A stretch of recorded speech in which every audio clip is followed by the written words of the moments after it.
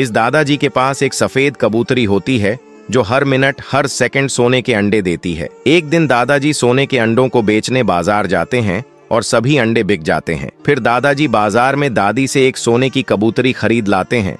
अब दादाजी के पास 2 कबूतरी हो जाती हैं।